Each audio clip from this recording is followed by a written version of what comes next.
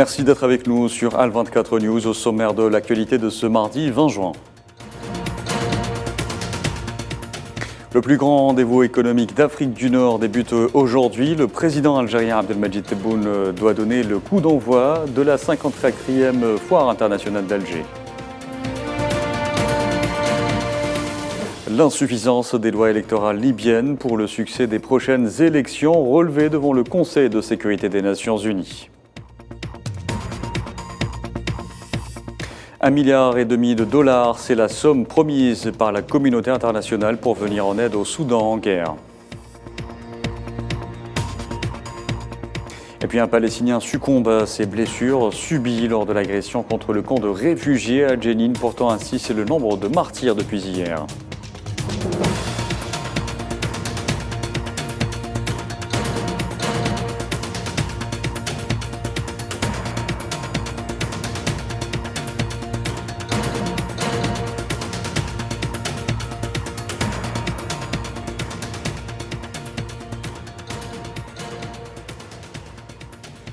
Bonjour à tous, l'événement de ce mardi, c'est l'ouverture de la foire internationale d'Alger, un rendez-vous économique de grande importance. Cette année, l'événement regroupe quelques 640 exposants avec comme invité d'honneur l'Italie et nous retrouvons depuis le Palais des Expositions notre reporter Kherdin Batache. Bonjour. Bonjour Abdelkader. Alors on attend l'arrivée du président algérien Abdelmadjid Tebboune pour donner le coup d'envoi officiel de cette 54e FIA. Cela témoigne de l'ampleur, n'est-ce pas, de ce rendez-vous à ne pas manquer quand on est investisseur. Exactement Abdelkader, 5 jours durant lesquels, vous l'avez rappelé, plus de 640 exposants pourront justement faire parler leurs arguments économiques et pour tenter de convaincre les éventuels investisseurs. Le président algérien Abdelmadjid Tebboune, qui devrait, je dis bien, cela est à prendre au conditionnel, venir inaugurer ici la 54e aux alentours de 15 heures. Plusieurs points à visiter. Nous aurons l'Italie, pays partenaire de l'Algérie depuis donc la relance des relations et ce dans de nombreux secteurs. À noter également la présence du secteur automobile cette fois-ci en force avec la présence du constructeur Fiat. Donc un engouement particulier accompagne cette 54e FIA à cette année 2023 qui, le président de la République l'a rappelé, sera l'année justement de la relance économique ici en Algérie. Merci beaucoup Kherdin Batache. Je rappelle que vous étiez avec nous depuis le Palais des Expositions à Alger. Et on rappelle aussi que cette 54e foire internationale d'Alger se poursuivra jusqu'au 25 juin. Dans l'actualité également, le président algérien Abdelmadjid Tebboune a reçu hier à Alger Cheikh Hamad Ben Khalifa Thani, père de l'émir de l'État du Qatar. L'audience s'est déroulée en présence du directeur de cabinet à la présidence de la République, Mohamed Nadir Al-Arbaoui.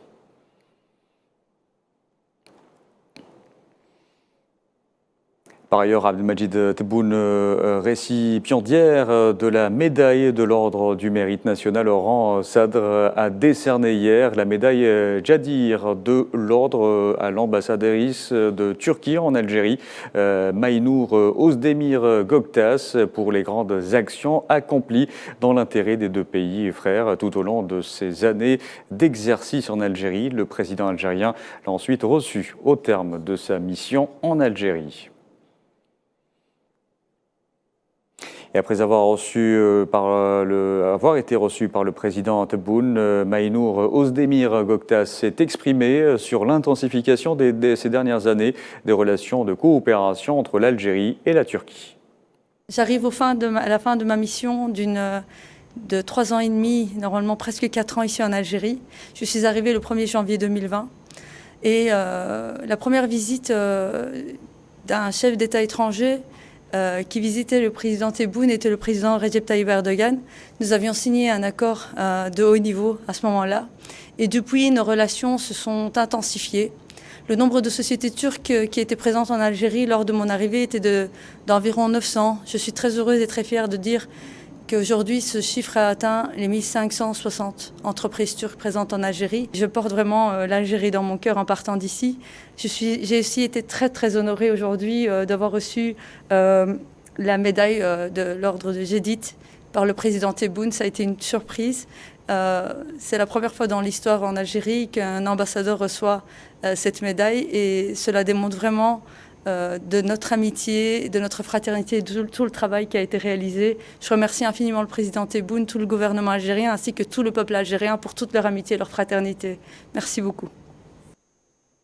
Et je vous en parlais en titre, la situation en Libye a été au menu d'une séance d'information publique suivie de consultations à huis clos au Conseil de sécurité. L'envoyé spécial des Nations Unies en Libye, Abdoulaye Bathily, a affirmé que les lois électorales proposées par les conseils législatifs du pays étaient un pas en avant, mais pas suffisant pour le succès des prochaines élections. On 6 of June, le 6 juillet, la Commission a annoncé qu'elle était parvenue à un accord sur les projets de loi pour les élections présidentielles et parlementaires. Nous reconnaissons les efforts de la Commission 6+6 comme un pas en avant important, mais pas suffisant pour résoudre la plupart des questions contestées et permettre des élections réussies.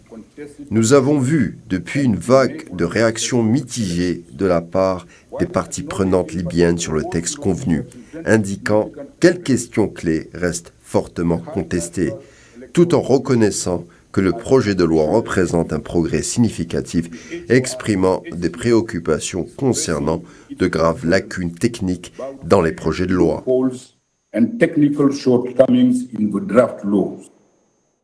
En Afrique, Washington a réagi à la demande de retrait des casques bleus du Mali formulée par les autorités de transition. Les États-Unis ont dit regretter la décision du gouvernement malien de révoquer son consentement à la MINUSMA, tout en exprimant leurs inquiétudes des effets de cette décision sur les crises sécuritaires et humanitaires qui touchent la population malienne.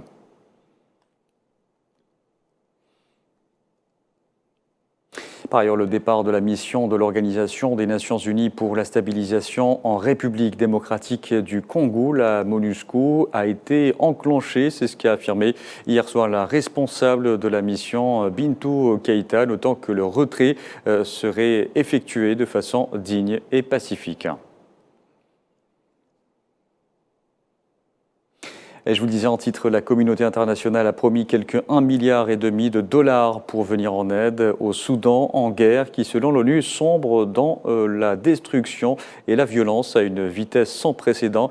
Cette somme ne représente que la moitié du total dont les agences humanitaires estiment avoir besoin. Mohamed Wali Ben Chaban. La guerre interne qui ravage le Soudan depuis la mi-avril ne semble pas vouloir prendre fin. La rivalité entre l'armée régulière et les forces de soutien rapide entraîne le pays dans le chaos.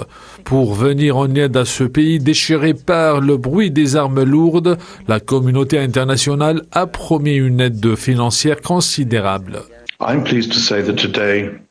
Je suis heureux de dire aujourd'hui que les donateurs ont annoncé près de 1,5 milliard de dollars pour la réponse humanitaire au Soudan et dans la région. Cette crise nécessitera un soutien financier soutenu et j'espère que nous pourrons tous maintenir le Soudan au sommet de nos priorités. Depuis le début de la crise, l'ONU estime que seulement 16% des besoins humanitaires ont été identifiés. J'ai le plaisir d'annoncer que le gouvernement des États-Unis apporte 171 millions de dollars de financement supplémentaire, portant notre soutien total aux communautés soudanaises déplacées et réfugiées à plus de 550 millions de dollars pour l'exercice en cours. La déstabilisation du Soudan pourrait provoquer l'insécurité dans toute la région. Après 2 mois de conflit, plus de 2000 personnes sont mortes et plus de 2,5 millions ont été forcés de fuir le pays. Et la situation au Soudan était au menu de discussion hier au Caire entre le secrétaire général de la Ligue arabe, Ahmed Aboulreid, et le vice-président du Conseil souverain du Soudan, Malik Agar. Les deux parties ont aussi abordé les initiatives internationales et régionales visant à résoudre le conflit armé en cours dans le pays. Allez, direction le Proche-Orient où les Palestiniens continuent de subir les agressions de l'entité sioniste. Aujourd'hui, un Palestinien a succombé à ses blessures reçues hier lors de l'agression contre le camp camp de réfugiés à Jenin, portant ainsi le nombre de martyrs, dont un enfant tombé dans la série d'agressions sionistes dans la ville palestinienne occupée. Et s'agissant de l'expansion des colonies, le secrétaire général des Nations Unies, Antonio Guterres, a exhorté ce mardi l'entité sioniste à suspendre ses récentes décisions concernant les activités de colonisation en Cisjordanie occupée. Guterres a aussi indiqué être profondément préoccupé par le plan prévu la semaine prochaine, visant à construire plus de 4000 logements dans les colonies par les autorités de planification sionistes. Dans l'actualité également, les forces de l'OTAN au Kosovo sont prêtes à faire face à n'importe quelle situation si des actes de violence similaires aux récents affrontements menacent la paix. C'est ce qu'a déclaré notamment le commandant de l'OTAN à Pristina.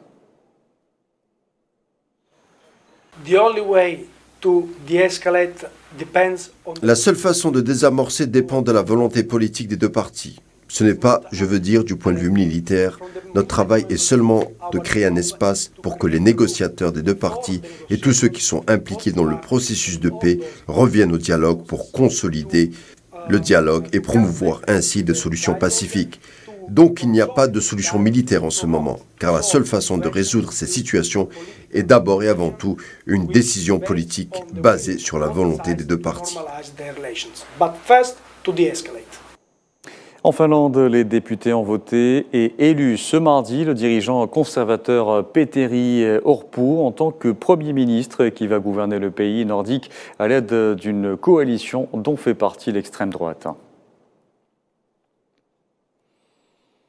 Le président américain Joe Biden a affirmé que les relations de son pays avec la Chine étaient sur la bonne voie au lendemain de la visite de son secrétaire d'État Antony Blinken à Pékin, la première du genre d'un secrétaire d'État américain depuis près de 5 ans.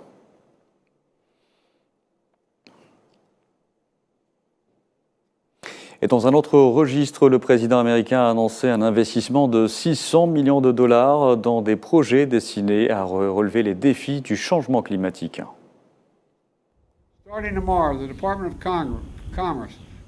À partir de demain, le ministère du Commerce lancera le premier et le plus grand défi régional compétitif de résilience climatique pour fournir 600 millions de dollars aux communautés côtières et des Grands Lacs qui construisent des projets pour se protéger contre les impacts du changement climatique, de l'élévation du niveau de la mer, des inondations et des tempêtes. Deuxième chose que nous faisons, le ministère de l'Énergie va annoncer qu'il investit plus de 2 milliards de dollars pour moderniser notre réseau électrique afin qu'il soit plus résistant au climat, dont plus de 67 milliards de dollars en commençant par la Californie. Et troisièmement, plus tard cette année, nous organisons le tout premier sommet de la Maison-Blanche qui réunit les dirigeants locaux, étatiques, tribaux et territoriaux axés sur la résilience climatique. Et il inclura une feuille de route sur la manière dont ces actions climatiques historiques vont construire des communautés plus résilientes au climat dans toute l'Amérique.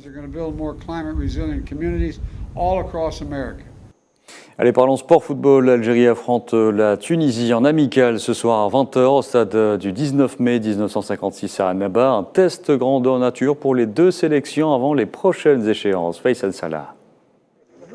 12 ans après, la sélection algérienne sera de retour au stade du 19 mai 1956 de Annaba, où elle jouera son match amical mardi soir face à une équipe mondialiste, la Tunisie. Un match amical certes, mais d'une importance pour les deux sélections afin de mieux préparer les prochaines échéances qui arrivent à commencer par la CAN de 2023 prévue en Côte d'Ivoire. Les deux sélections sont déjà qualifiées avant même la fin de la phase des éliminatoires. 2 dates FIFA ont été prévues pour ce mois de juin, du 12 au 20, ce qui ne donne pas beaucoup de temps de repos aux deux sélections, qui ont disputé la 5e journée des éliminatoires de la CAN en déplacement. Deuxième au classement du groupe J avec 10 points, la Tunisie s'est inclinée samedi à Malabo face à la Guinée équatoriale 1-0.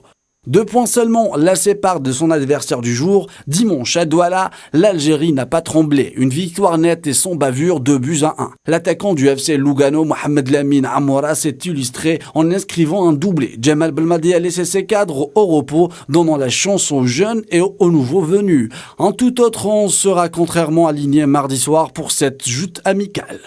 Depuis l'arrivée de Belmadi à la tête de la sélection, l'Algérie a rencontré la Tunisie à 2 reprises, toujours en amical, et 2 victoires pour les Verts. La première enregistrée en mars 2019 en préparation de la CAN d'Égypte, une victoire d'1-0, but signé Berdad Bounjah. Le second match a eu lieu à Rades, victoire des Algériens, 2-0 de Bounjah et Mahrez. À 6 mois du coup d'envoi de la Coupe d'Afrique des Nations, le sélectionneur des Aigles de Carthage, Djalal El Qadri, essaiera de trouver des solutions offensives face à l'Algérie et regagner la confiance de ses supporters. Allez, ce journal touche à sa fin. Merci à vous de l'avoir suivi. Excellent après-midi à tous.